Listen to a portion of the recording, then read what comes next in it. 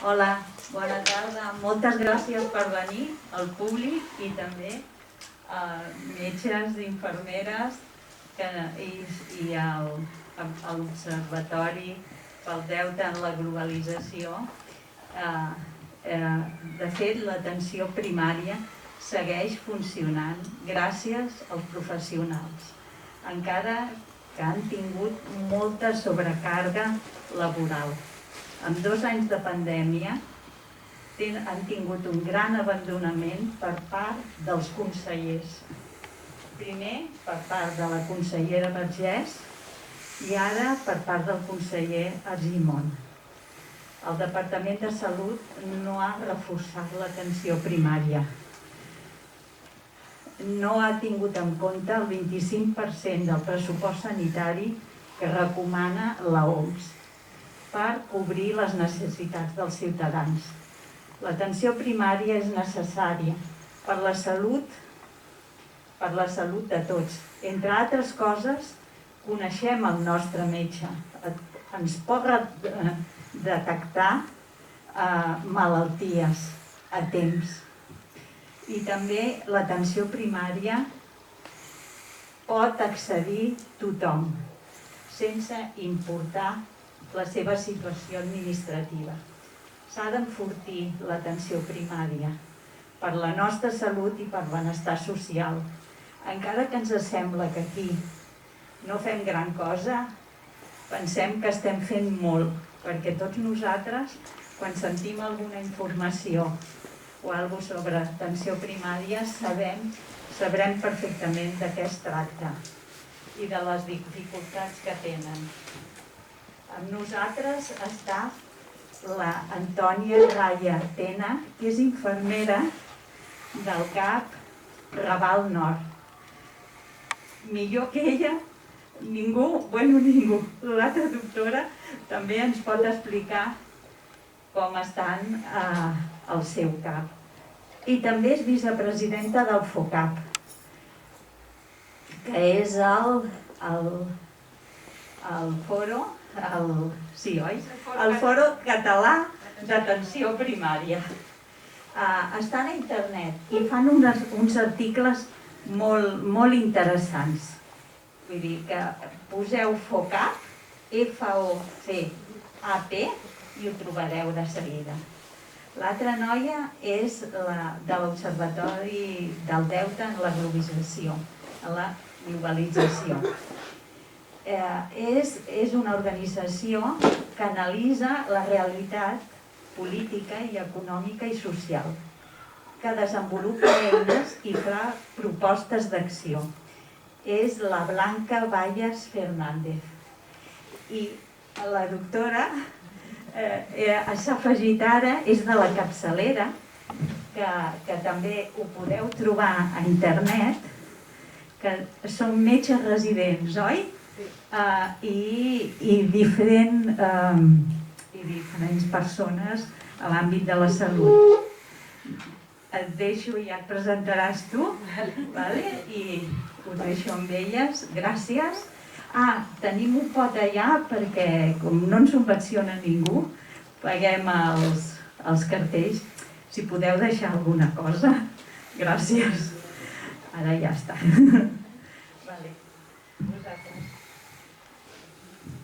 Començo jo? Sí? Bona tarda, benvingudes. Gràcies per convidar-me a passar aquesta estoneta aquesta tarda amb vosaltres. Realment, la Rosó, quan ens va fer la proposta, creiem que realment és necessari anar a explicar a cada barri i a cada plaça la situació que tenim, l'atenció primària, principalment perquè prengueu consciència que teniu dret a tenir una altra atenció primària i que és un dret que heu de reivindicar juntament amb nosaltres, amb les treballadores. La Rosó ho ha explicat molt bé, l'atenció primària té la seva importància en el sentit que els sistemes de salut que es recolzen en l'atenció primària són sistemes de salut molt més eficaços i que tenen un cost més baix que aquells que estan centrats en altres nivells assistencials. A més, té la importància de que, com ha dit també la Rosó, són sistemes sanitaris més equitatius, no? que donen una cobertura més universal, que arriben a tota la població. No? Un sistema de salut centrat en l'hospital doncs, deixa molta gent, diguéssim, als marges moltes vegades i fa que el sistema sigui més ineficaç, més poc equitatiu, no? En aquest sentit. I també són sistemes de salut més segurs, perquè l'atenció primària no és tan intervencionista, no demana proves. El fet que la metgessa i la infermera conegui a la persona al llarg de tota la seva vida dona molta informació afegida i moltes vegades és menys necessari donar medicacions o demanar proves que es demanarien o es donarien en el cas que no us coneguessin. Per tot això, i a més perquè si tinguéssim un sistema d'atenció primària fort, estaríem molt més regulats als altres nivells assistencials. Si tu tens la necessitat de consultar amb el teu sistema d'atenció primària, amb el teu CAP, i te donen hora en pocs dies, 2 o 3 dies, doncs evidentment potser podràs esperar. Si te la donen dintre de 2 o 3 setmanes, doncs és molt probable que hi vagis a urgències. Vas a urgències per qüestions que a l'hospital és poc resolutiu i l'únic que fas és una porta giratòria en la qual no t'atenen al teu centre d'atenció primària, vas a urgències i tal com entres surts. Jo he basat la meva exposició, no estaré molta estona perquè m'interessa molt més que pugueu preguntar tot allò que vulgueu, però he fet una miqueta de recull, molt breument, perquè tots hem estat immersos en la pandèmia, del que ha passat al sistema sanitari i de com estem les professionals. I són reflexions més que altra cosa, les dades que jo dono, perquè s'entengui o perquè jo intenti explicar per què ens ha agafat el sistema en la situació en la que ens ha agafat durant la pandèmia. A veure si sé passar la presentació. Llavors, començaré amb aquesta diapositiva. Això és un dibuix que es va fer mentre les companyes exposaven les seves experiències en un cicle de webinars que està fent l'Institut Català de la Salut. Són un cicle de webinars que l'empresa fa amb bona intenció, amb la intenció de posar de relleu, visibilitzar y homenajear a todo el sistema sanitario. Y me parece que sí que és veritat que representa moltes de les situacions que nosaltres vam viure, tant la ciutadania com les professionals. Començant per el tot anirà bé, que després ja ens vam adonar que muy bien no iba, todo. A aquella atenció bàsicament telefònica que vau patir durant molts i molts mesos i que encara en alguns llocs es pateix, a la protecció que necessitàvem per no contagiar-nos quan estàvem atenent i que en alguns casos llegó más tarde que pronto, i en tota aquella activitat que vam tenir que assolir deixant de fer el que nosaltres estàvem acostumades a fer, el que era atendre altra mena de necessitats. Llavors vam fer proves,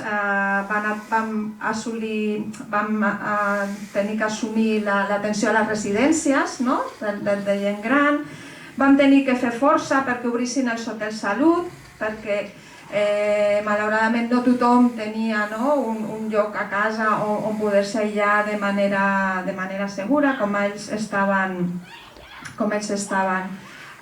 indicant que es fes. Tot això que van reflectir en aquest dibuix les companyes també es veu en l'estudi que han fet uns companys de la Catalunya Central. El que han fet aquests companys ha estat analitzar el nombre de visites o l'activitat que es va fer als centres d'atenció primària durant l'any 2020, comparant-lo amb l'activitat que es va fer en l'any 2019. I la primera dada que ressalta és que el 2020 l'augment de visites no presencials, és a dir, l'augment de visites que es van fer sense tenir el pacient al davant, dintre del centre d'atenció primària, va augmentar un 267%. Vull dir, majoritari, va ser no estàvem acostumats, i de cop vam tenir que fer la majoria de les nostres visites de manera no presencials. Per contrapartida, es va disminuir en un 47% les visites presencials que vam fer. És a dir, que tot i que vam fer moltíssima activitat amb Covid, perquè venien moltes persones amb símptomes i contagiades, el decalatge entre l'augment de visites no presencials i la disminució de visites presencials no va ser equilibrat. Tot i així, el saldo final és que es van fer menys visites, un 1%, un 1,5% menys visites totals en el CAP l'any 2020 que en relació a les que s'havien fet en l'any 2019. En quant als professionals, es va veure, segons l'estudi, que hi havia una reducció de nombres de visites en el que era el metge d'atenció primària i un augment en el nombre de visites que va fer la infermera d'atenció primària. La infermera d'atenció primària va assumir moltíssimes proves, va assumir el seguiment telefònic dels pacients que tenien coronavirus, que tenien símptomes lleus, i també va assumir l'atenció urgent o aguda de tota aquella patologia que era menor, d'aquells pacients que venien amb símptomes més lleus, perquè el metge, la metgessa, es dediqués a atendre aquelles situacions més greus. I una altra dada que jo vull explicar-vos de l'estudi és que va haver-hi en l'any 2020, en plena pandèmia, una disminució en els diagnòstics de patologies cròniques que nosaltres estem acostumats a fer, i que és, diguéssim, un dels gruixos de la nostra activitat. Diu l'estudi que l'any 2020 es van diagnosticar un 32,7% menys d'hipertensions, es van diagnosticar un 21,1% menys de diabetis mellitus i també es va diagnosticar un 48,5% menys d'obesitats. Això no vol dir que no hi fossin. Vist aquest panorama del que vam fer, del que va suposar atendre a la infecció per coronavirus en detriment a l'activitat habitual, com estem les treballadores després d'aquests 2 anys? Doncs també us posaré estudis que han anat sortint i els poso perquè és compartit la sensació d'aquests estudis. Doncs el Consell General d'Infermeria d'Espanya diu que gairebé la meitat de les infermeres es planteja deixar la professió i 2/3 han patit ansietat durant la pandèmia. En el meu ambulatori, que som 13 infermeres, 16, perdó, en aquest últim any 4 han demanat la jubilació anticipada. 4 grans professionals amb les que se'n va un gran valor d'expertesa i que, si no hagués vingut la pandèmia, haguessin continuat treballant, perquè eren persones molt vocacionals, que s'estimaven molt la població, que estaven molt arrelades al barri, però que han optat per jubilar-se anticipadament perquè no han suportat la situació. La Fundació Galatea, que és una fundació que ens està donant suport psicològic a les professionals, explica com el perfil de la persona que consulta és majoritàriament dona infermera. Això és fàcil perquè, evidentment, som professions molt feminitzades, però també fa reflexionar com, havent-hi també companys nois, homes, som nosaltres les que consultem més. I sempre ens diuen, bueno, sí, perquè tens més permís per consultar, perquè a la dona se li permet més l'expressió d'emocions, de sentiments, però a mi personalment, el que m'agrada explicar és que tota aquesta càrrega que hem rebut assistencial les dones que formem part d'aquestes professions molt feminitzades ha anat afegida a tota la càrrega de cures que fèiem quan deixàvem la nostra professió i que no se'ns va, diguéssim, evidentment, obviar. Els nens van tancar les escoles, tenies els nens a casa, la gent gran, a vegades les cuidadores van deixar de venir perquè vivien fora i no es volien allà dintre i també tenies que cuidar dels teus pares. Vull dir que va ser una situació que realment ha deixat molta mella. Aquí són dades i totes venen a dir el mateix. Moltes vegades en els mitjans de comunicació ha aparegut molt tot l'estrès que han patit les companyes en les UCIs, i és veritat, i tota la pressió assistencial que han patit les companyes d'urgències, i és veritat, però a nivell emocional l'atenció primària evidentment no està millor. Els professionals de l'atenció primària no estan millor que els de l'hospital, sinó que les enquestes ens expliquen que estan més o menys igual a nivell de percentatge de persones que tenen depressió, insomni, pors, ansietats. Y cuando se pregunta a las compañías cómo percibes el volumen de trabajo en tu servicio, también comparando y yendo a buscar aquello a lo que se le ha dado importancia durante la primaria, que ha sido pues a las UCIs, al hospital, a las urgencias. Bueno, pues realmente la primaria ha atendido a todas las olas y hemos pasado desde el miedo que teníamos al principio. Y yo siempre explico el miedo al sufrimiento de nuestra población, O sea, yo sí recuerdo mis sensaciones al principio, era decir, ostras, tenim molta gent gran que hi viu sola, I que ara no tindrà ningú que hi vagi, I era aquella por a que aquella gent gran que estava sola a casa li passés alguna cosa, De fet, va ser una de les prioritats que nosaltres vam tenir en el CAP, que era anar a visitar aquestes persones i posar en marxa tots els dispositius perquè si arribés el menjar, perquè estiguessin ben ateses. Quan els preguntes als diferents professionals d'urgències, d'UCI, d'hospital o de primària si realmente se sienten totalmente desbordados, los que en un porcentaje más alto se sienten así son precisamente los profesionales de atención primaria, porque no nos han reforzado y porque hemos pasado todas las olas, ya digo, desde el miedo de la primera a la sensación de no tener pruebas para poder diagnosticar a nuestros pacientes más cercanos, a la indignación de la última, en la cual hemos estado haciendo durante muchos días y muchas semanas una serie de trabajos con los cuales no acabamos de estar de acuerdo. ¿Cómo conseguir la atención primaria que todas merecemos?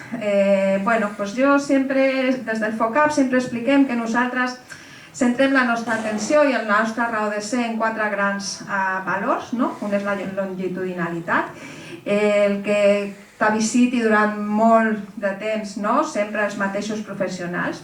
I per fer això cal estabilitzar les plantilles. No pot ser que un metge, una infermera, tingui contractes de 3 mesos. Escolta'm, si tu sents parlar al conseller, ell està molt d'acord amb aquesta longitudinalitat, però continua fent aquests contractes temporals. ¿Qué pasa? Que ante la incertidumbre en una renovación de contrato y contrato, si a ese profesional se le ha ofrecido otro de 2 años, pues se va. I la població es queda sense el seu professional de referència, perquè porta molta precarietat laboral. L'accessibilitat, L'accessibilitat és un valor que permet que vosaltres podeu venir. Per tant, s'ha de recobrar la presencialitat en les consultes, I a més necessitem ser més. Necessitem ser més perquè vosaltres estigueu millor atesos, perquè tu puguis tenir visita amb la teva metgessa, la teva infermera, en un marge de 48 hores, perquè si no torna a passar el que hem explicat abans i el sistema és ineficaç. La integralitat de la primària, veiem a la persona en totes les seves esferes, i dintre de la seva xarxa més propera, que pot ser la família, i dintre d'una comunitat, i això és un valor important.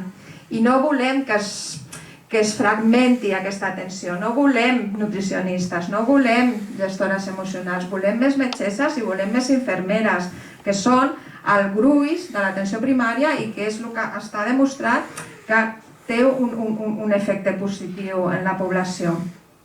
I l'últim valor és la coordinació, una coordinació en la que l'atenció primària pogués decidir quan ingresso al meu pacient, perquè jo el conec i sé que és el que està malament, o que pugui anar a l'hospital a veure aquell especialista però sense passar per urgències, perquè jo conec i sé el que necessita en aquest aspecte. Vaig acabant.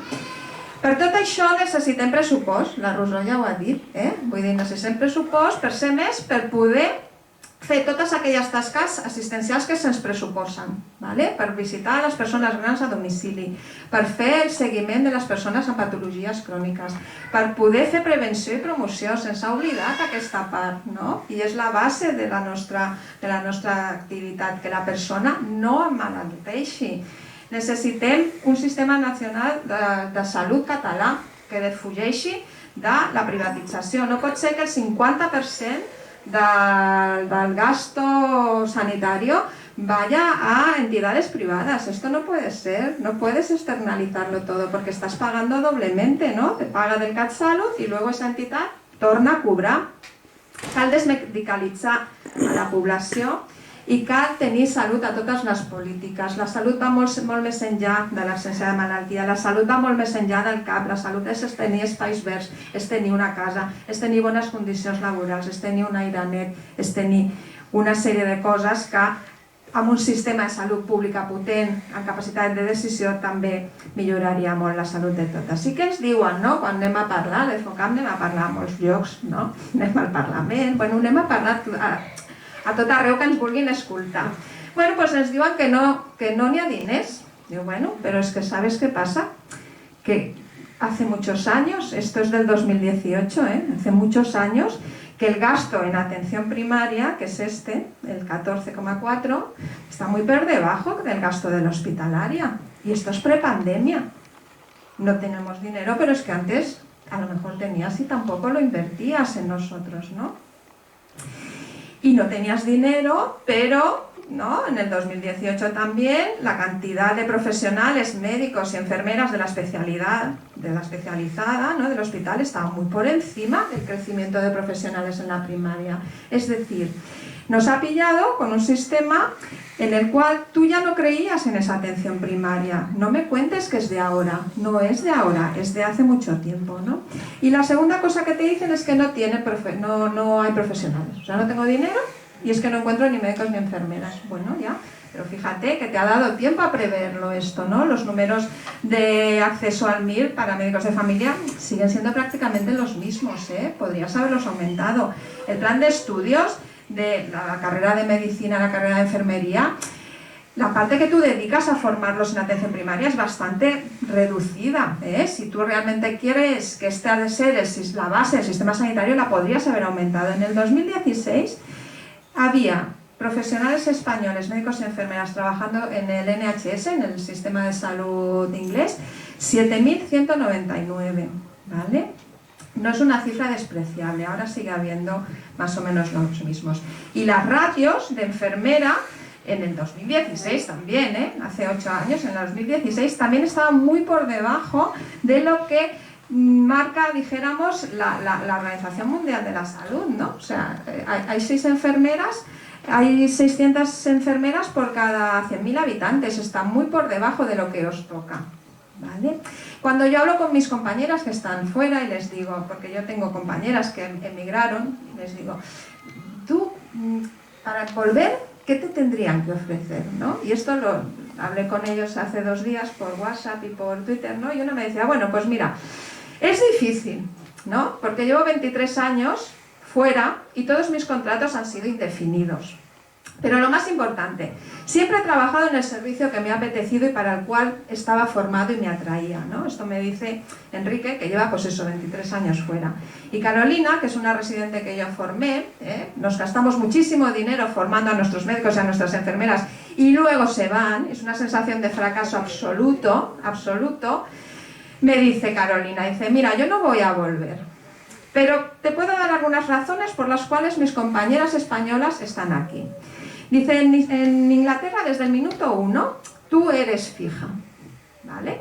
Tienes una estabilidad económica, mejores salarios, tienes posibilidades de crecer profesionalmente, te pagan formación, másteres y vas subiendo de categoría de manera que acorde a esa categoría te van subiendo el sueldo. Yo hace 32 años que soy enfermera, llevo 17 en el Raval y tengo las mismas, dijéramos, obligaciones que una persona que acaba de llegar, pero claro, el conocimiento, la resolución o la atención que yo pueda dar de visión de muchos años no es la misma. Entonces, claro, es difícil, ¿no?, que tal y como tratan a los profesionales, estos profesionales no acaben marchándose. Podemos estar de puntillas, haciendo equilibrio, ¿no?, como la chica del bolígrafo, o sentarnos a esperar que nos arreglen las cosas. Quizás podríamos mirarnos los datos, ¿no?, de perfil, pero lo que sí que es importante es que la ciudadanía, los profesionales nos movilicemos juntos, nosotros para reclamar una mejor condición laboral y vosotros sobre todo para reclamar esa atención primaria de la cual tenéis derecho y es vuestra, ¿no? O sea, no se están haciendo ningún favor, tenéis que reclamarla. Por eso os invito el día 7 de abril a participar en cualquiera de las movilizaciones que haya, ¿vale? Es el Día Mundial de la Salud y, cómo no, a cada día denunciar la guerra. Gracias.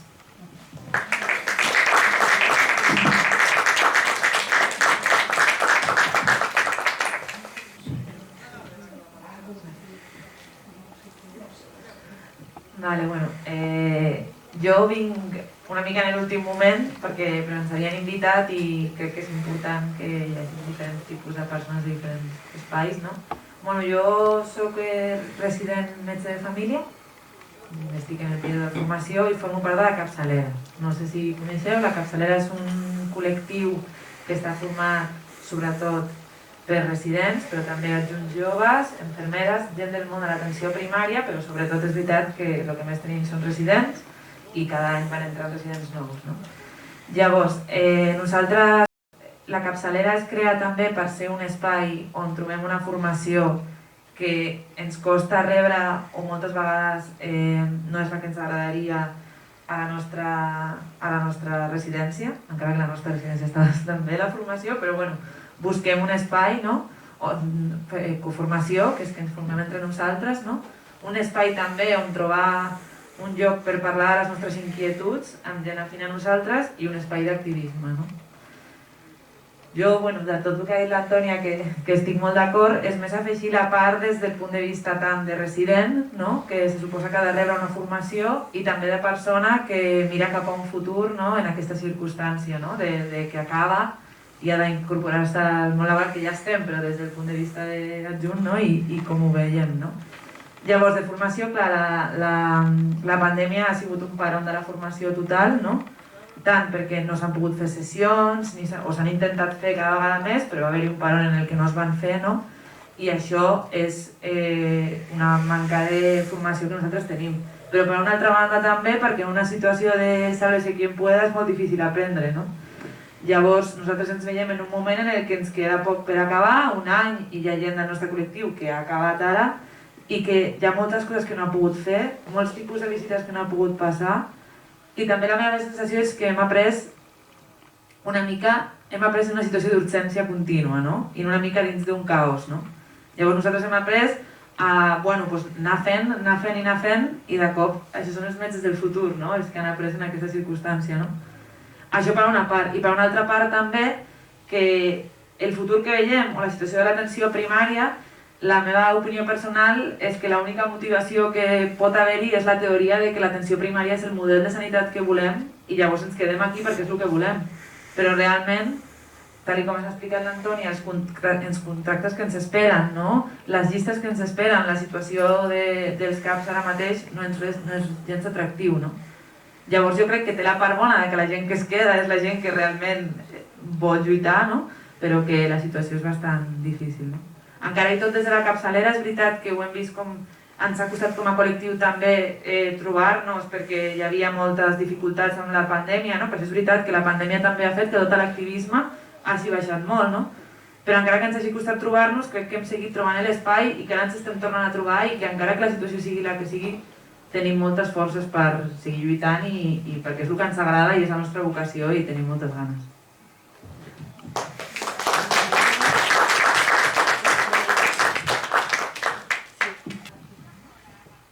Hola. Doncs bona tarda a totes i a tots i bé, gràcies per haver-nos convidat a l'Observatori del Deute. Jo soc la Blanca Valles i treballo en la dimensió de la defensa pública, de la defensa dels serveis públics, dels béns comuns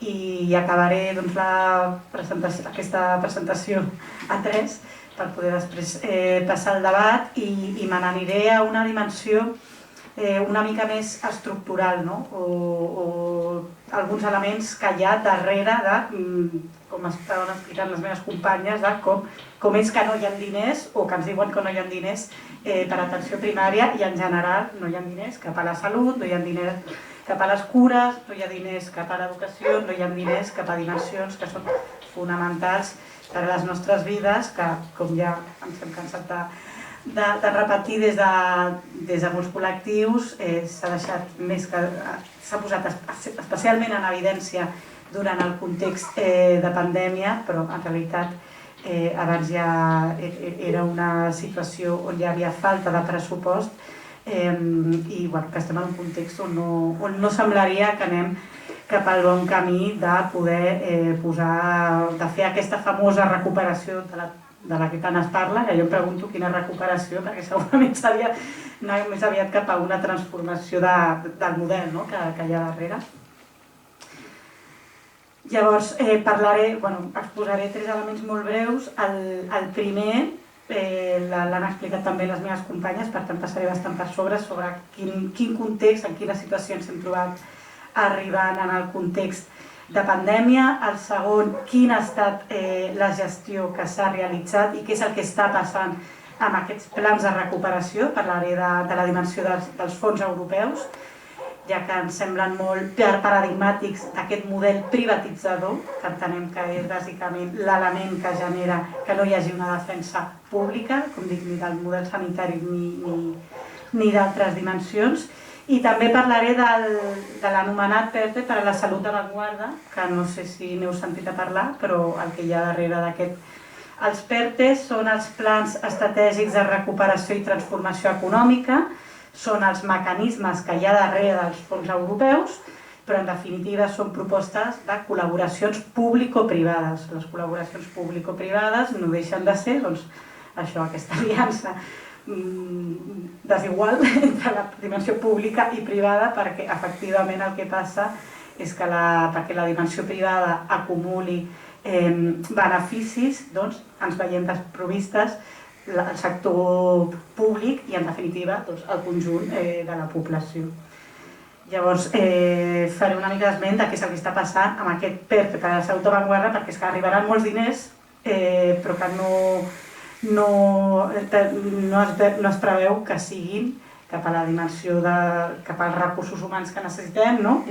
S'ha més que explicat quin és el context de les treballadores en la dimensió de la salut, sinó que té altres objectius i a més canalitzat cap a la dimensió privada. Per tant, com estava explicant, en el context de pandèmia s'ha posat en evidència la vulnerabilitat del sistema nacional de salut. Això s'ha vist a l'estat espanyol, s'ha vist al territori català, però en realitat ha estat com un continu i ha estat com una línia que s'ha vist arreu. Això és d'aquesta manera perquè portem dècades de privatitzacions, de retallades, de canalització del model neoliberal, on el que són els treballs socialment necessaris, les dimensions de les cures, de la sanitat, no es posen en un primer terme i aquí us posava algun exemple, però crec que l'Antònia també ha explicat aquestes retallades. L'atenció primària entre el 2009 i el 2017, segons tinc entès, va perdre fins a un 17% del pressupost, d'atenció especialitzada també, fins a un 5,5, no? Això són dades de l'estat espanyol. Llavors, arriba la pandèmia i s'anuncia, i el govern anuncia que la sanitat privada quedaria supeditada al servei del Sistema Nacional de Salut, que algunes veus que poco más que decían que iban a expropiar a la privada, ¿no? Y bueno, algunas pues pusieron, bueno, a ver qué pasa, no, ojalá. Però, efectivament, això no va ser d'aquesta manera.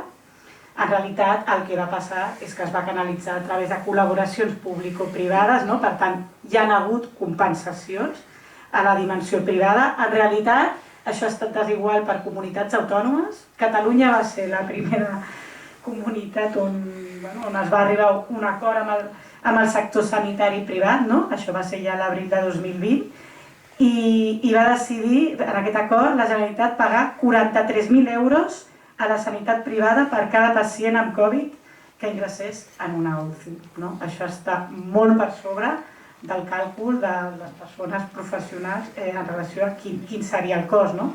Llavors, aquí us he posat una frase que va dir el Lluís Montset, que és el director general de l'Associació Catalana d'Entitats de Salut, que és la principal patronat del sector sanitari privat, va dir: ens van proposar d'incorporar-nos a aquest sistema i ens va semblar bé. No és un decret que s'ha fet per a nosaltres, però s'agraeix.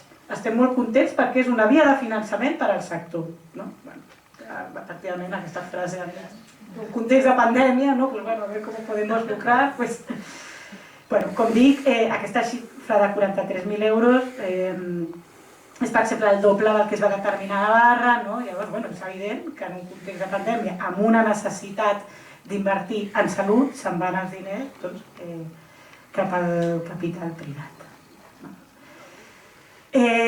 Durant els anys de pandèmia i encara hi ha hagut una canalització d'aquests fons a través dels anomenats contractes d'emergència. No? Això també ha estat un escàndol. Fa uns dies doncs, veiem tot el que ha passat amb el germà de l'Ayuso, però és que bueno, ens hem posat les mans al cap, però realment això ha estat una realitat, és que no és un cas aïllat. I en realitat el que és més lamentable és que s'han fet normatives, s'han aprovat normatives perquè això es pugui donar. No? S'han fet noves normatives on es salten les lleis del sector públic i són viables. No? Llavors s'estan donant i s'han donat contractes a dit, no? Perquè amb això que hem d'anar ràpid doncs es generen aquest context amb poca democràcia, amb poca planificació i a més canalitzat cap a la dimensió privada, no la pública. Us posava aquí l'exemple dels rastrejadors de Ferrovial, que segurament us sonen, no? En un context on es necessiten i necessitem recursos d'atenció primària, on tenim a professionals, es canalitza un contracte de 17,7 milions d'euros, no? La Generalitat, a una empresa constructora, no? Que és Ferrovial, perquè realitzi aquest servei. No? Això encara està sent investigat, aquest contracte personalment es va paralitzar, però vaja, us posava aquí en la notícia que les pròpies treballadores deien que el que estaven fent no tenia cap sentit, que la gestió del rastreig era d'una ineficiència brutal, per tant, els diners es van canalitzar, tampoc es va portar a terme, i de nou, no? En lloc d'invertir en la gestió directa en atenció primària, en la dimensió pública, doncs va ser a través d'una constructora. Com dic, no són casos aïllats, això, he posat un exemple de la Generalitat, però vaja, que ha passat a nivell de l'estat espanyol i en molts altres contextos. En realitat ha passat en la dimensió sanitària i sociosanitària i en la dimensió de cures. Nosaltres a l'Observatori fem seguiment d'empreses transnacionals que es lucren d'aquestes dimensions i, per exemple, el que és CLECE, que és una filial d'ACS, que és la constructora del Florentino Pérez, també va guanyar molts contractes. Bueno, no es va guanyar perquè és que no es va presentar, no vull dir que és que no hi havia un concurs, no va guanyar, sinó que va ser completament a dit, no? Amb contractes milionaris, el que és un escàndol. No? Igual que és un escàndol que no s'inverteixi en sanitat pública, doncs que no s'inverteixi també en altres gestions directes, en altres dimensions. No? I això doncs, és extensiu al lucre que s'ha generat també en la dimensió de les residències o en altres. Per tant, ara estem en un context fa més d'un any on es parla dels plans de recuperació, de que arribaran aquests diners europeus. Us explico una mica el context. Es va aprovar, com segurament sabreu, el Pla de Recuperació, Transformació i Resiliència, l'anomenat Pla España Puede, que traça el full de ruta, diuen, per a la modernització de l'economia, la recuperació del creixement econòmic i la creació d'ocupació. Arribaran, i està previst que alguns diners ja han arribat, 140.000 milions d'euros. En aquest pla, per exemple, es parla de la renovació i ampliació de les capacitats del Sistema Nacional de Salut, però de la inversió que està prevista, que és de 1.069 milions d'euros, un 70% d'aquests diners se'n van a un pla d'inversió en equips d'alta tecnologia. Llavors, aquí ve els diners que arriben cap a on està previst que es canalitzin. I és en una dimensió industrial, de digitalització, perquè tot el que és la dimensió dels fons europeus es pinta de color verd i es pinta d'una transformació digital, sabent que les empreses multinacionals que hi ha darrere són les grans empreses farmacèutiques, de biotecnologia, i que efectivament, tot i que en algun moment es parla de millorar la situació del context laboral, però no s'estan posant mecanismes. Per tant, no hi ha res concret en què es pugui millorar la situació i el context de les plantilles. En el que és la via dels fons europeus i del pla de recuperació, com deia, això es canalitza. Una de les vies són a través dels PERTEs, que són grans projectes de col·laboracions público-privades, però són encara pitjor que les col·laboracions público-privades, perquè efectivament es realitzen d'una manera ràpida, sense planificació, on ni hi ha els pocs mecanismes de garantia pública que podien haver-hi amb les TPPs a l'USO, amb les col·laboracions público-privades a l'USO, amb els PERTEs encara està sent molt més seguit. I dins dels diners dedicats a salut, que per cert ja de per si són un percentatge molt petit respecte a altres dimensions, però a més, la part tan petita que hi ha de percentatge, a més, està, com dic, dedicada a aquesta dimensió de digitalització del sector industrial. I llavors s'ha aprovat ja l'anomenat PERTE de salut d'avantguarda, que li diuen, que això em sona molt bé, això, la salut d'avantguarda, però en la realitat es defineix, o ho han definit, com el procés de promoció i protecció de la salut sustentat en el desenvolupament i incorporació de productes, procediments innovadors i solucions digitals. És com que ara l'alternativa de la digitalització semblaria que és l'alternativa que ens solucionarà, quan evidentment sabem que si no tenim la persona al darrere, doncs això no serà tal. I a més està en una dimensió molt personalitzada, però en una dimensió poc col·lectiva, poc comunitària.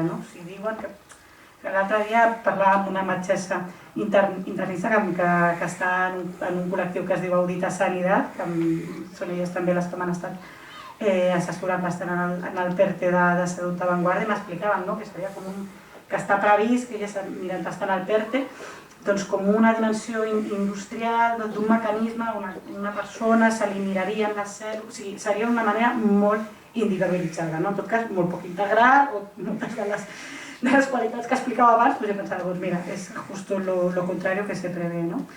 Llavors l'objectiu d'aquest PERTE, com dic, es centra en fomentar la generació de teixit industrial i la creació d'ocupació de qualitat a través de col·laboració público-privada. Però és que la creació d'aquesta ocupació, com dic, no està prevista en el personal sanitari, sinó en fer créixer el PIB a través d'aquestes maquinàries.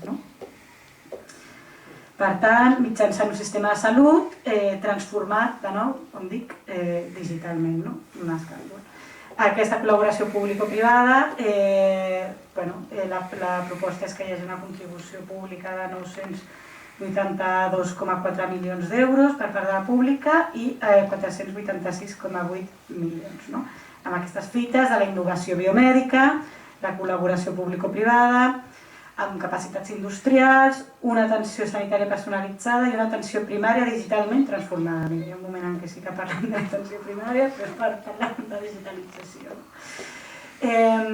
A mi sí que m'agradaria, si no esteu familiaritzades amb això de les col·laboracions público-privades, dir que hi ha molts estudis que expliquen, i a més és que és de sentit comú, que perquè si ho fa una empresa vol un benefici, no? Per tant, és evident que la gestió directa és més eficient, a més assegura la universalitat d'aquest accés i a més és molt més democràtica la dimensió pública que no, com dic, aquesta dimensió de col·laboració público-privada. A més, amb aquestes col·laboracions público-privades es genera deute i quan es genera deute a nivell de l'Estat o de l'administració que sigui, això implica retallades a la seva vegada dels serveis que necessitem en sanitat o en d'altres.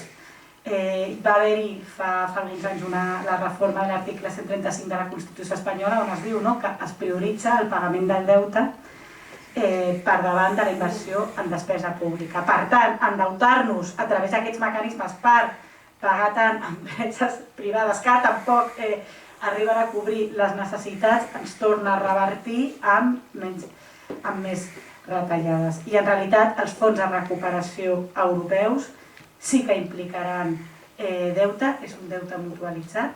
A nivell europeu hi haurà aquest deute, com dic, amb els mercats financers i això ja està revertint en demandes a l'Estat perquè hi hagi com a contraprestació de rebre els diners dels fons europeus, la reforma laboral, la reforma de les pensions, etc.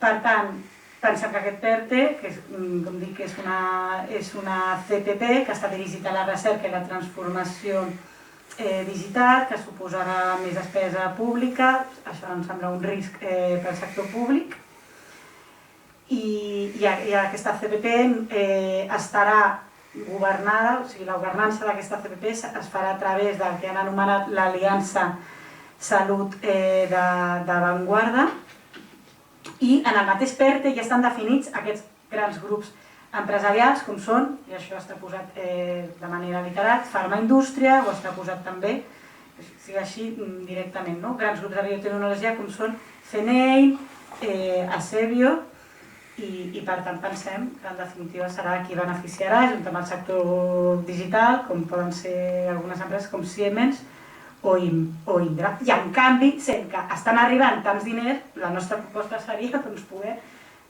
també poder acompanyar-los en una investigació o indústria farmacèutica pública. En tot cas, si estem parlant de la dimensió farmacèutica, que sigui pública i no a través de la dimensió privada. Jo ho deixaria aquí. Crec que seria interessant de passar a la part dels comentaris, de les vostres experiències, de preguntes.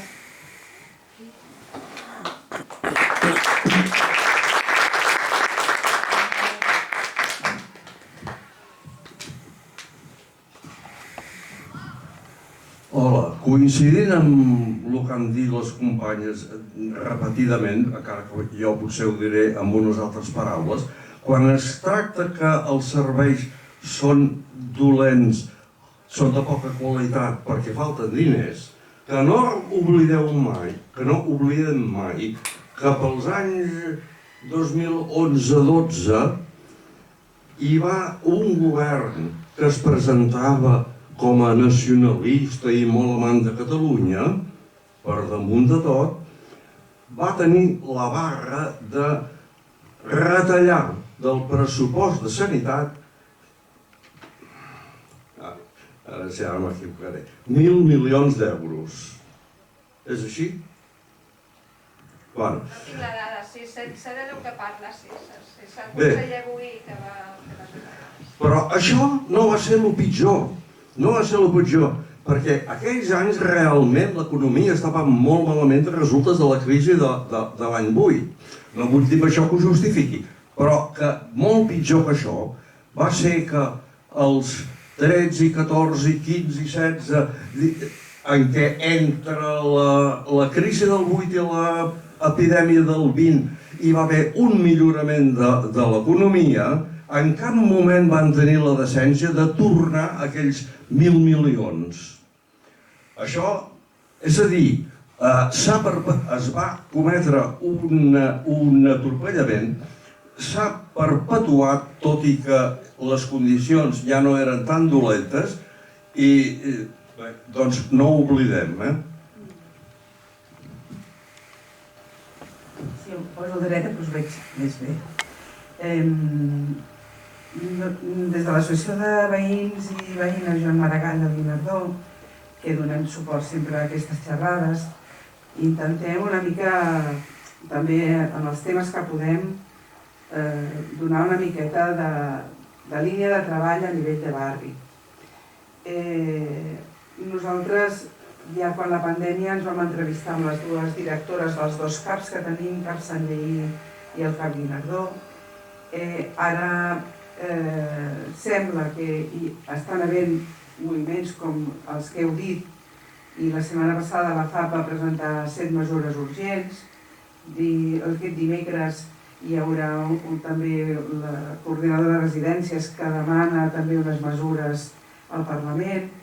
És a dir, des de l'Associació de Veïns estem intentant una mica veure què es pot fer a nivell de barri. Tenim 2 CAPs i ens entrevistem amb les dues directores. En un hi ha molta satisfacció al barri pels usuaris i a l'altre no. La sensació que tenim en les entrevistes és que els professionals de cada CAP fan el que poden amb el que tenen. I ara vaig una mica a què podem fer a nivell de barri. Com a usuàries entenem que tenim una situació molt complicada. Per tant, no reclamem, no anem al taulell de reclamacions a dir que no t'han donat la visita o que no t'han agafat el telèfon, no? Perquè com us hem d'apretar més, si aneu tan apretats, no? És una mica... Aleshores, potser si lidereu des del sector les vostres reivindicacions com a professionals, les podem unir a les d'usuàries, perquè nosaltres, en aquest cas us dic que no hi ha tanta satisfacció, no hem anat a la porta a recollir totes les queixes. No és aquest el sentit, és treballar conjuntament. Aleshores, la situació dels CAPs és bastant desigual. Nosaltres estem al Consell de Salut d'Horta Guinardó i veiem això, que cada CAP s'ha apanyat, com ha pogut. Sí que hi ha 2 coses que us volia preguntar, a veure com ho veieu, que són comentaris que ens han fet les directores dels CAPs. A part d'això, que t'expliquen cadascú com se n'han sortit, si tenia poca centraleta, han comprat mòbils pels metges i què han fet. Hi ha 2 coses que potser enllacen el que dèieu de la digitalització. Una és que ens han dit que no es guanya temps amb les visites telefòniques.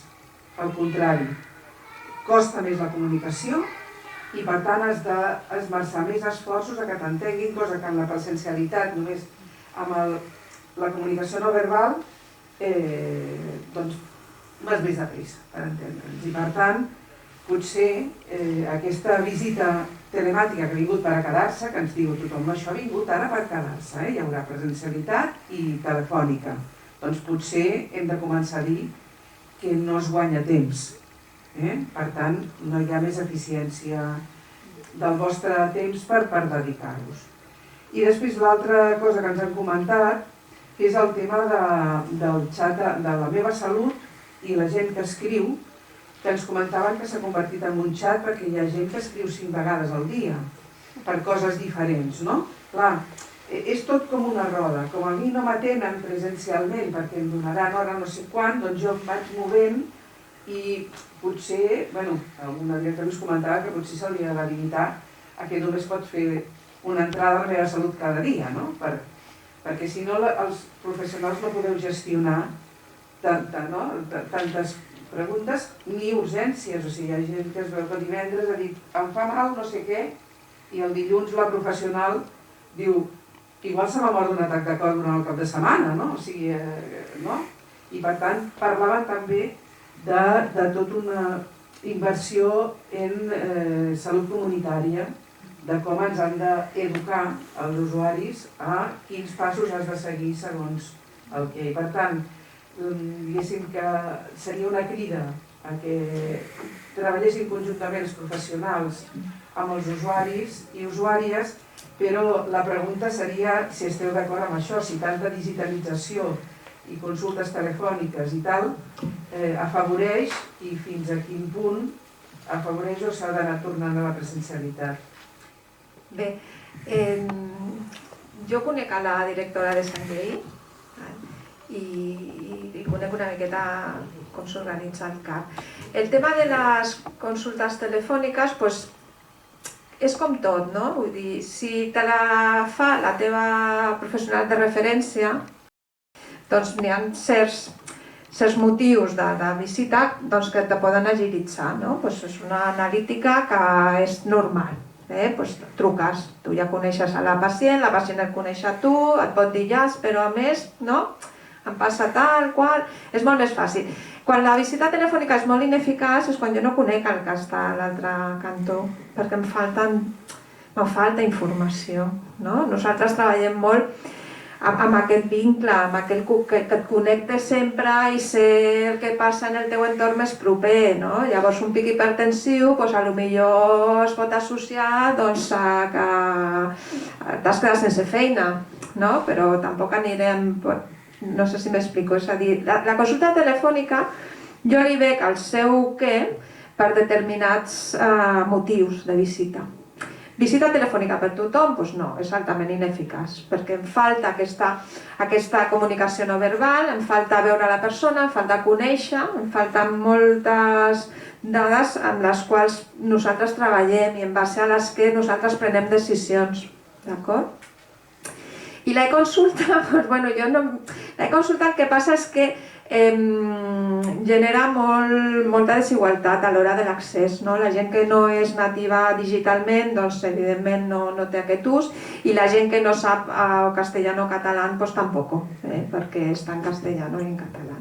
Llavors l'e-consulta, jo el problema que veig des de la meva experiència és el que has comentat, que no sempre t'entra en el mateix dia aquesta e-consulta, i llavors a vegades m'apareix 2 dies després i era una cosa més urgent, no? Sí que és veritat que si tot funciona molt bé i són determinades situacions, doncs jo no estic en contra de la digitalització, però sí que s'ha de recuperar la presencialitat. I això que dius, bueno, no venim al CAP perquè ja en tens prou de feina, mira, és el teu dret, venir al CAP i que t'atenguin. I l'has de reivindicar. I la situació que ens toca viure, socialment o econòmicament, no pot anar en detriment al dret a la salut, al dret a ser atès, no? Perquè si no anem perdent drets cada vegada més, i molt d'acord en el fet que hem d'anar junts perquè por separado a nosotros al menos nos hace muy poquito caso, però ja no és un tema de reivindicació de precarietat laboral, que sí, sinó jo quan demano la col·laboració realment ho faig des del punt de vista de que no n'hi ha dret el que us estan fent, saps? Vull dir, no n'hi ha dret que tu no puguis accedir al teu primer nivell assistencial i als teus professionals de referència.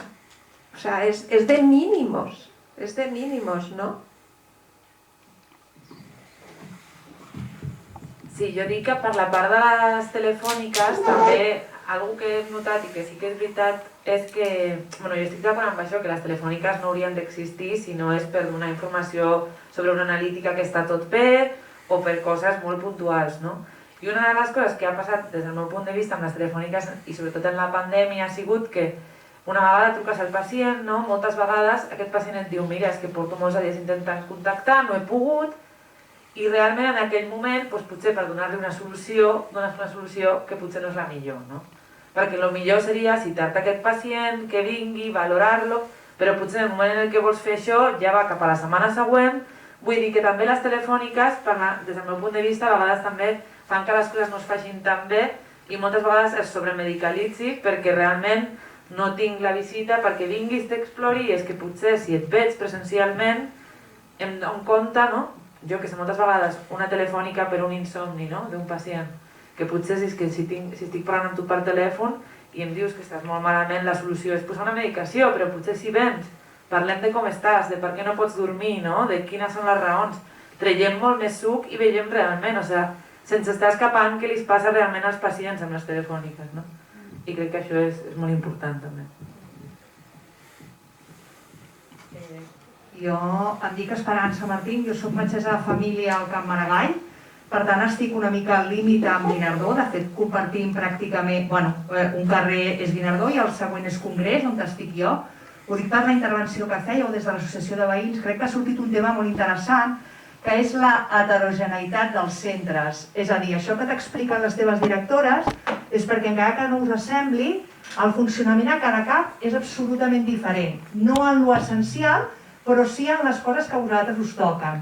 Si l'Antònia parla del Raval, que és on treballa ella, dirà unes coses, jo que treballo al Maragall us diria unes altres. Per això, no tots els pacients han estat tractats iguals a tots els centres.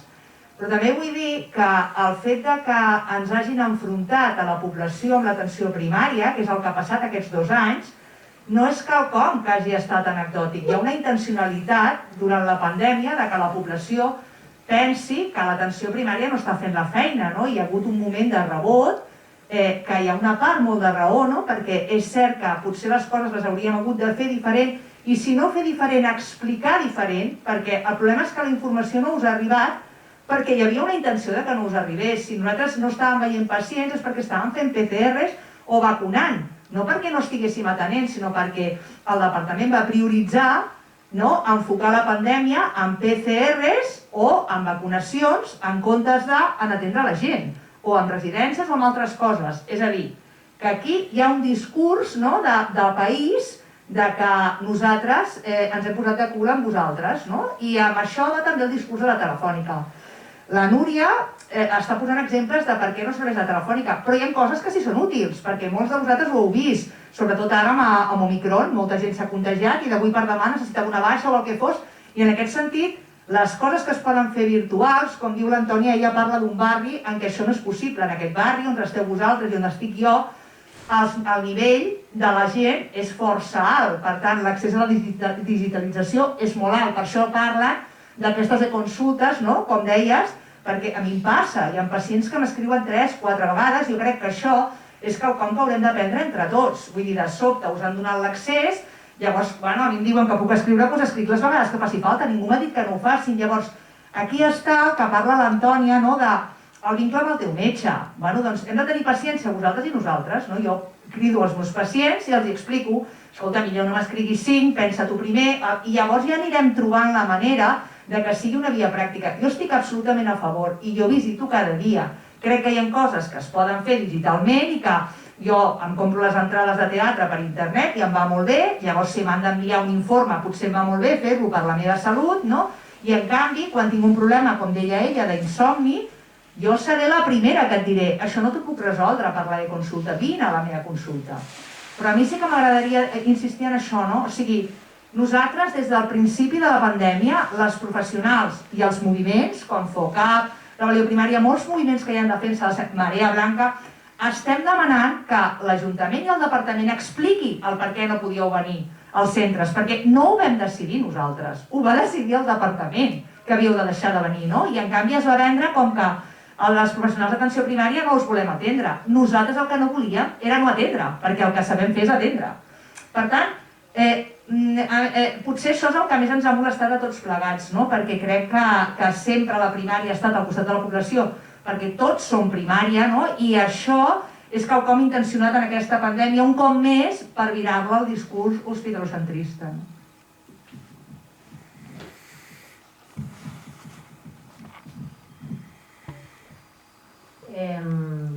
Era una oportunitat, a vegades pensàvem una oportunitat de la crisi aquesta de la pandèmia, perquè justament tothom pensés la importància de la salut pública i que tot s'invertís allí, i veiem al final que sempre, i aquesta història també l'estic vivint a l'educació, que també estan fent moltes històries i sempre és com millora i digitalització. Hi ha coses que necessites una persona, i encara que jo soc de les digitals, no és el mateix quan vas a veure un metge i et veu la cara, la pell i tot, i hi ha mil històries darrere. En definitiva, això que també tothom segurament té mil històries, però jo també volia preguntar, perquè m'ha semblat superinteressant tot el que s'ha explicat del deute, i m'ha preocupat molt, perquè també, per una banda, a vegades dius, te parlen molt fons europeus i fins i tot t'il·lusiones, dient, mira, arribarà molt diner, hi haurà inversió, i al final dius, bueno, seran per a les empreses multinacionals i que a més això generarà deute. I posaves una història que deies deute mutualitzat, i això no sé què significa. El deute mutualitzat és que el posen en comú entre els estats membres de la Unió Europea, però el tema és que igualment el generen cap a mercats financers, no? I aquests diners, al final, és que clar, no són gratuïts, no? Per tant, s'hauran de retornar aquests diners. Serà a través de la dimensió pública, no? Finalment. I a més, perquè la Comissió Europea aprovés, en el cas de l'estat espanyol, que arribessin aquests fons, va ser pactant aquestes mesures, com estava dient abans, que són importants, com són la reforma laboral, o com pot ser la reforma de les pensions, o com poden ser altres. O sigui, són polítiques d'austeritat, perquè al final la institució de la Unió Europea té aquest funcionament històricament i no ho ha deixat de tenir. I si volia comentar en relació al que deies de la digitalització, que no és que sigui una dimensió que estiguem en contra de la digitalització, sinó que és que el percentatge sigui tot cap a digitalització i cap a una inversió industrial de maquinària i no hi hagin diners dedicats a personal és el que no s'entén i el que no té cap sentit, no? Efectivament, al final dius, bé, què és el que passarà, perquè qui posarà a funcionar aquestes màquines? Evidentment, el pensament és un altre, no? O sigui, que és que la inversió ha d'anar per una altra banda. I quan tu veus el pla de recuperació en altres dimensions, està molt més clar. També està passant amb les energies renovables, les construccions, el tema és invertir en construcció. Vull dir, i en altres dimensions es veu molt més clar, no? Però és que el tema és que fins i tot en els PERTEs i en la dimensió de serveis on no necessàriament veus la dimensió industrial, també acaba havent-hi inversió en construcció i en aquesta dimensió, com dic, industrial. Hi ha un PERTE també hi ha un PERTE agroalimentari, hi ha un PERTE en construcció en la dimensió de les cures, i també una altra vegada s'inverteix en això, que això és el que dius. Com dic, potser en altres dimensions és més fàcil d'imaginar que la construcció està relacionada, però és que és increïble que fins i tot en les dimensions més socials, com si diguéssim, de necessitats més immaterials, on evidentment també es necessiten maquinària, però que hi hagi aquest percentatge tan directe en aquest sentit, cap a la dimensió industrial.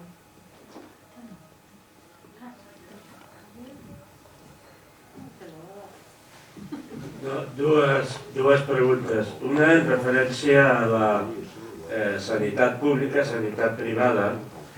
En proporció al tamany, a la grandària que té la sanitat pública i la grandària que té la sanitat privada, quin és l'esforç que han fet una i l'altra a l'hora de tractar la pandèmia aquesta del Covid, a nivell d'esforç exigit al personal sanitari i a l'hora d'inversions o d'ampliació de recursos, etc.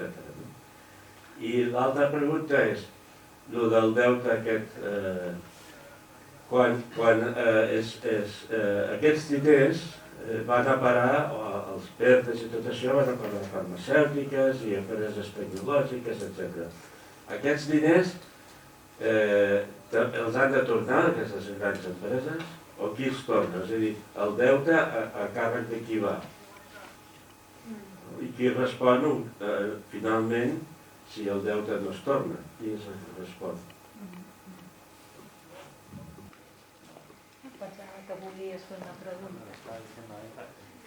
Bé, jo la pregunta relacionada amb l'esforç no tinc les dades, però bueno, l'experiència és que on ha hagut negoci doncs sí que s'ha ofert, no, la privada a poder ocupar els seus llits d'UCI, no? Com deia la Blanca, cobrant doncs, una morterada per cada llit d'UCI. I després doncs, jo no sé si Esper té algun exemple, o Núria o Rocío, però quan s'han tingut que fer milers i milers de PCRs, vull dir, ells el que han fet ha sigut un negoci també, vull dir, no han dit, bueno, va, no, anem a descongestionar l'atenció primària, no, estan fent les PCRs i los TARs pues, a un precio que les ha, vamos, que s'han forrado.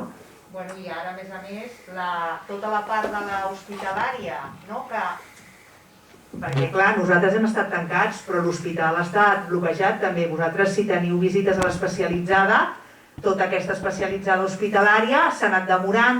Llavors, ara, per reduir la llista d'espera d'aquestes proves i aquests especialistes que van quedar bloquejats, s'han començat a derivar, per exemple, si ara demanen una ecografia, com que la demores per 8 mesos, te la deriven a una privada. Llavors, això és una cosa encoberta, que no es veu tant com es veu la primària, però és un fons de derivació que ha venido para quedarse, ¿no?, a la privada, espectacular, perquè a més és de tapadillo, ¿no? O sea, yo voy, me piden la ecografia, vaig al Poble Nou, per exemple, que és on la derivem nosaltres.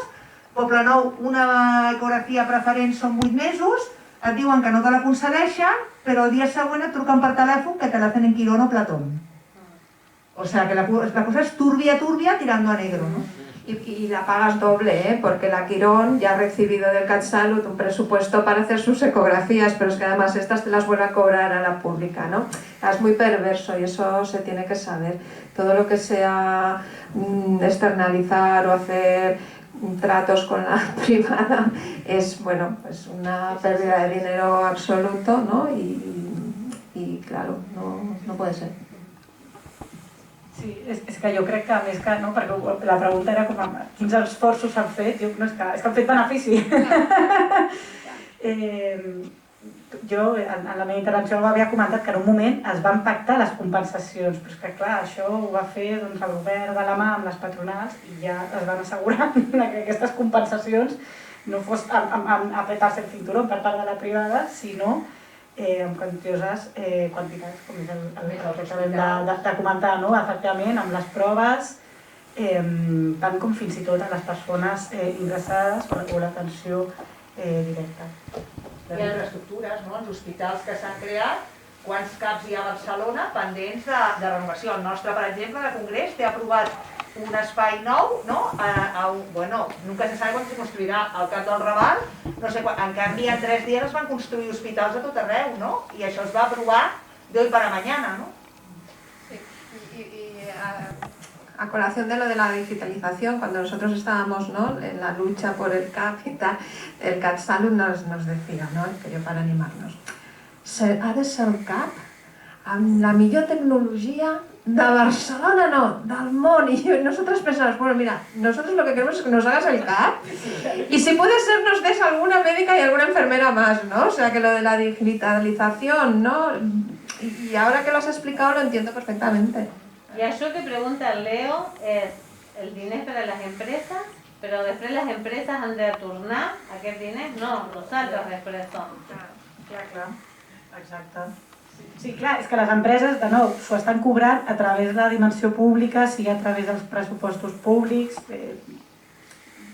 encara que siguin a través dels diners europeus, hi ha els bancs públics europeus també, d'on surten, però tot això al final surt de les pròpies, de les contribuents que som la ciutadania. I a més, com dic, és a través de pactes, de mesures d'austeritat, que són mesures normatives on al final això reverteix en retallar en despesa pública, perquè pagar aquest deute, que al final aquests diners es canalitzen a través de la dimensió privada i les col·laboracions público-privades fa que tinguem menys diners per invertir en la dimensió pública en el que són el conjunt de serveis públics. Y bueno, yo quería dar también, o sea, yo soy médico de familia de formación, pero ahora estoy en urgencias hospitalarias. Hace un año compatibilizaba las dos, hace un año y pico que dejé la primaria porque, bueno, lo que están aguantando ellas, yo la verdad que conmigo pudo y no fui capaz. Claro, yo también he visto mucha parte de esto de las derivaciones a la privada y las derivaciones a tal. Tengo amigas en la privada que me decían que, por ejemplo, ellas estaban vaciando camas de UCI y bloqueándolas para ingresos propios para ofrecerlas a la pública. ¿Por qué haces eso? Porque es mucho más rentable. O sea, al final, realmente, ¿no? Si no tiene sentido que una empresa al final decida dejar de lado sus propios pacientes, a no ser que realmente el beneficio que haya en coger a los de fuera sea mucho más grande. Y se han llegado a cerrar UCI pediátricas completas, cuyos, claro, también esta es otra perversión del sistema. Mucha parte de la gente que utiliza la sanidad privada no son solo funcionarios de los que tienen que elegir entre mutua, ¿no? Que esta es otra perversión del sistema, que podríamos hablar de por qué los funcionarios públicos, teniendo los gobiernos una empresa de sanidad, no se les ofrece no cubre la sanidad de esa empresa pública, sino que el gobierno paga a las empresas privadas para que ofrezcan asistencia sanitaria a los propios funcionarios, pero eso es otro, ¿no? Pero hay mucha gente que lo que tiene son mutuas, claro. De pronto tú vas y tienes una mutua y te dicen, no, pues no hay camas, no te puedo operar, no sé cuánto, te derivo a la pública y el gasto lo hace la pública. Mientras tanto, yo no te puedo operar, no te puedo ingresar porque yo tengo bloqueados mis camas para coger pacientes de la pública que me están saliendo muchísimo más rentables, ¿no? Entonces, claro, al final las empresas privadas son un negocio y ellos lo que han hecho pues aprovechar el mejor negocio que se les ofrecía. ¿Cuál ha sido el problema? Cuánta gente metida en no tomando decisiones desde el supuestamente en beneficio de la pública no era, ¿no? O por ejemplo, cuando hablan de nuevas tecnologías, no es que, a lo mejor no es que las empresas tecnológicas en sí contraigan una deuda, es que se les compra el material, ¿no? Si al final tú te gastas un dinero en un equipo informático super bestia, la empresa informática no adquiere ninguna deuda de los fondos públicos. Lo que hace es un contrato. Tú me contratas, yo te digitalizo todo, tú me pagas y luego la empresa pública que las ha contratado es la que tiene la deuda. Por eso digo, ¿no? Que realmente es muy, ¿no? O cuando lo de los 17 millones y pico ¿no? que se les ofrecieron a Ferrovial para hacer todo el rastreo, bueno, fue un fracaso absoluto, no funcionaba para nada, hubo muchas protestas tanto desde la parte de los sanitarios como de la parte de la población y al final esto se acabó echando atrás y se encargó la primaria. Pero es que estoy intentando buscar el artículo porque no lo tengo, salió en su día, pero pasamos de 17 millones y medio de euros para Ferrovial a creo que fueron como 6 millones a primaria por encargarse del rastreo, asumir todas las residencias y no sé qué cosas más hicimos en ese momento.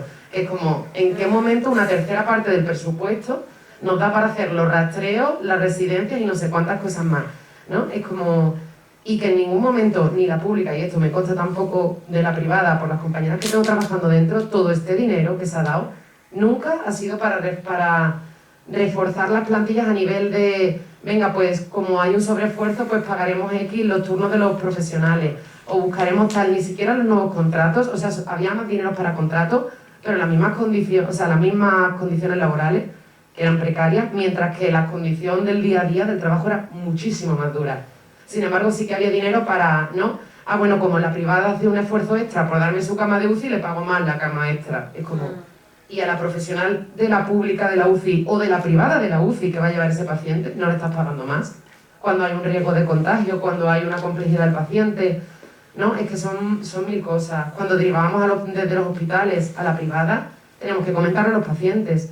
Ellos aceptan qué tipo de paciente quieren y qué tipo de pacientes no quieren. Los pacientes más complejos no los quieren, porque si es una tarifa fija, yo cojo el que es más fácil me de resolver, ¿no? O sea, es que realmente hay muchas cosas desde dentro que, ¿no?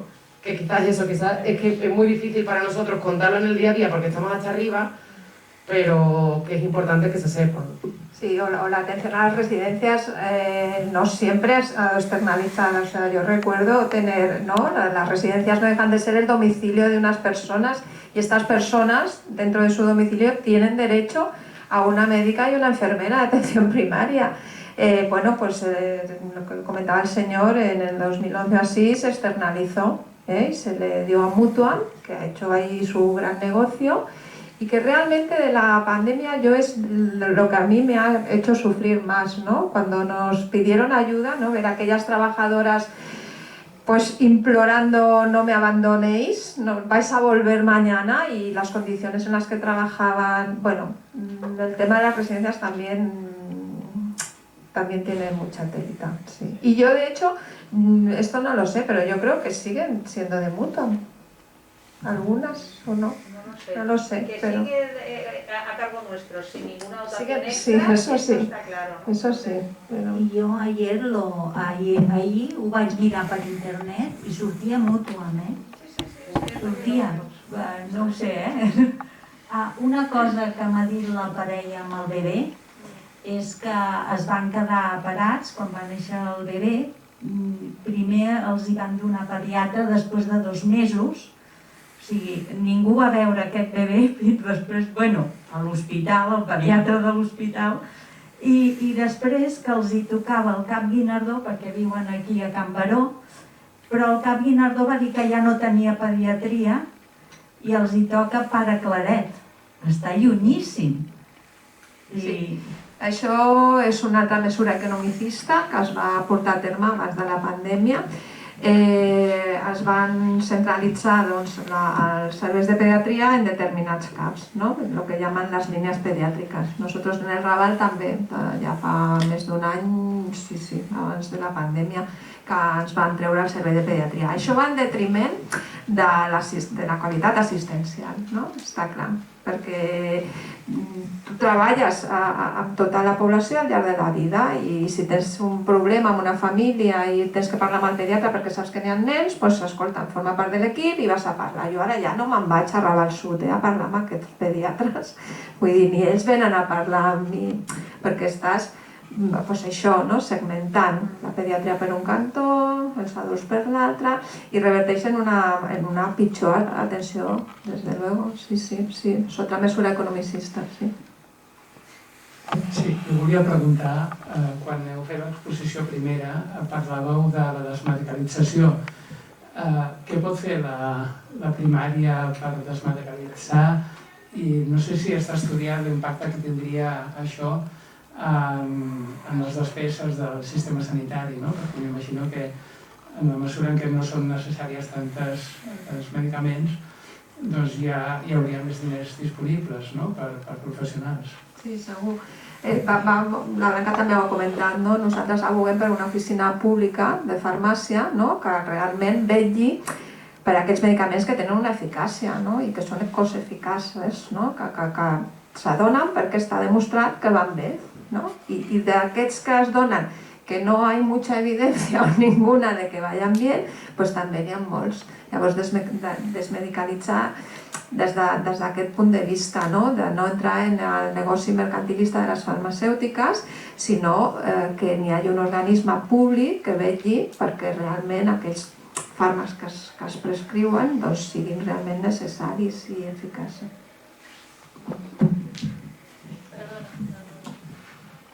I després desmedicalitzar per la part que he dit abans, també de quan tu pots donar una atenció correcta, pots visitar els pacients en el temps que precises, els pots veure amb la continuïtat que vols i amb la longitudinalitat, no hi ha tanta medicalització, perquè tens molt més de temps, no?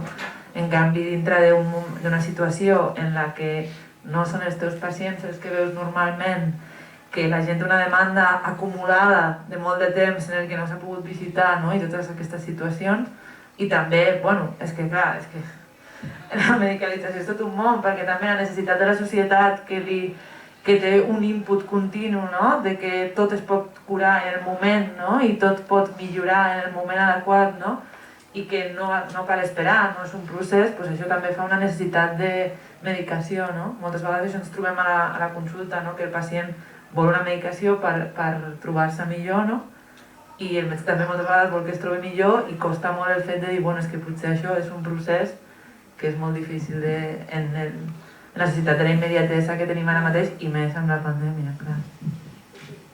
I Va molt lligat a la patologització, no?, de les coses, vull dir, la gent abans era tímida i mira, era tímida, no?, però ara, bueno, pues, tens fòbia social i això s'ha de medicar, saps? Vull dir, i com aquestes, pues, miles de nuevas enfermedades que bien tampoco lo son, no lo son, però tens aquesta tendència a patologitzar tot el que et passa, no?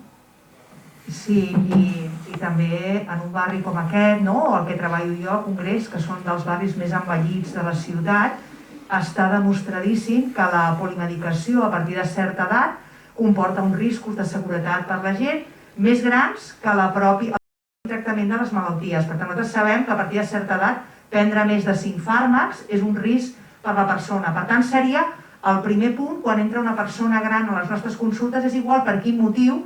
El primer que has de mirar és quants fàrmacs pren, perquè això ja és un motiu de consulta per se. Com diu la Núria, això, si no tens temps, passa l'últim calaix, perquè vosaltres, quan aconseguiu arribar a nosaltres, teniu 5 motius de consulta, no m'expliquis ara revisar medicació, no? Però, evidentment, és un tema, com deia la Blanca, el problema quin és? Que nosaltres venim d'unes retallades, que la retallada el que vol dir és que la plantilla, on hi havien d'haver 20 metges, n'hi ha 17. Llavors ara, poseu-vos en situació, per tant ens faltaven 3, jo parlo de metges però l'Antònia pot parlar d'infermeres, no? Llavors, per posar-vos un exemple, arriba la pandèmia i nosaltres hem de començar a fer 6 coses que no fèiem, val? Vacunacions, PCRs, controls de Covid, residències.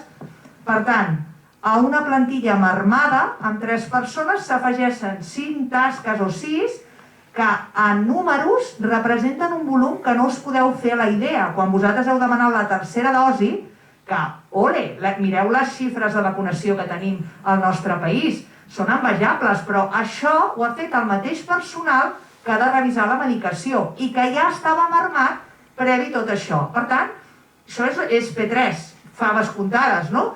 He de fer 5 i vull dir, és que no arriben els números ni que nosaltres tinguem tota la vocació del món que la tenim. Llavors, te'n vas a casa cada dia amb els pacients aquí, vosaltres amb la sensació de que esteu desatesos i nosaltres amb la sensació de que no podem fer la feina que sabem que hem de fer. I tot això, com deia l'Antònia, ens fa mal la gola, com a vosaltres, marees i associacions, d'anar al departament i explicar-ho. Perquè el problema quin és? És que l'objectiu ha de ser que no arribeu a l'hospital. L'objectiu ha de ser que l'atenció ha de ser des de baix. Per tant, si això estigués ben dotat, evitem que arribeu, no? Les caigudes, les fractures. Jo ara tinc 2 pacients meus, dels que visito a domicili, que han caigut i s'han fracturat un fèmur. Llavors, no és culpa meva, però si el sistema de cures, com deia la Blanca, fos més fort, seria més fàcil que aquestes persones, aquestes 2 en concret, que una té 99 i l'altra 101, estiguessin a Sant Pau ara pendents d'operació, perquè poder no té sentit. És aquesta feina que és pel bé de tots, jo no parlo com a metgessa, parlo com a població. Jo vull que quan estigui malalta, que per exemple ha estat el meu cas, jo vaig contagiar amb el Covid i he tingut uns problemes mèdics igual que podem tenir tots derivats d'això. Jo vull que quan estigui malalta el meu sistema, el proper, em pugui evitar tot això. En aquests moments l'atenció primària no pot donar aquesta cobertura, mai ha pogut, però ara llueve sobre mojado a un nivell, no? Com deia la Blanca, que és que, i com deia l'Antoni al principi, que crec que és el missatge que hem de marxar d'aquí, estem en perill de perdre un dret social, que és l'atenció primària de base, ¿no? Y la otra cosa también yo creo súper importante para desmedicalizar es una cosa además que creo que prácticamente solo hace la primaria, que es la comunitaria, es la prevención primaria, que es la prevención que se encarga de evitar que aparezca la enfermedad. El problema es que esto es como que luce poco, porque si tú dices, pues se nos hubiera muerto tanto, o sea, o es una cosa como el COVID, que podemos comparar una ola con otra, o pensar que ha habido no sé cuántos cánceres que no se han producido gracias a que se han evitado, es muy difícil.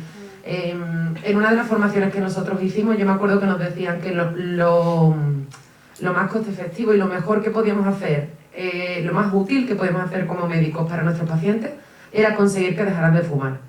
¿Qué dices tú, tío? 6 años de carrera, 4 especialidades solo para que una persona no fume.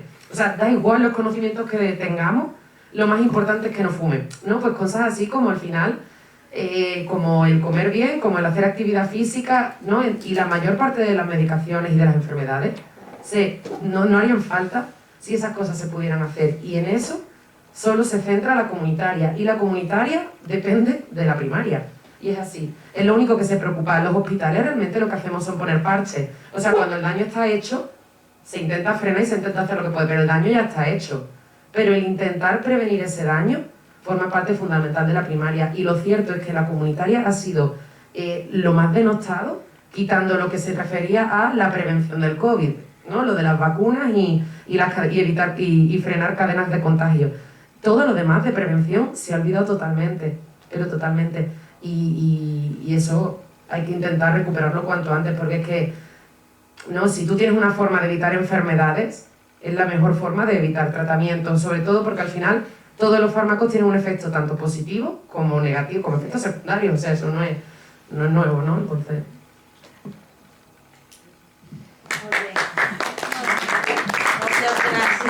Moltes gràcies. Ho passarem per internet, per la gent que no ha pogut venir i van entrant. Totes les xerrades que hem fet veiem que molta gent s'interessa després.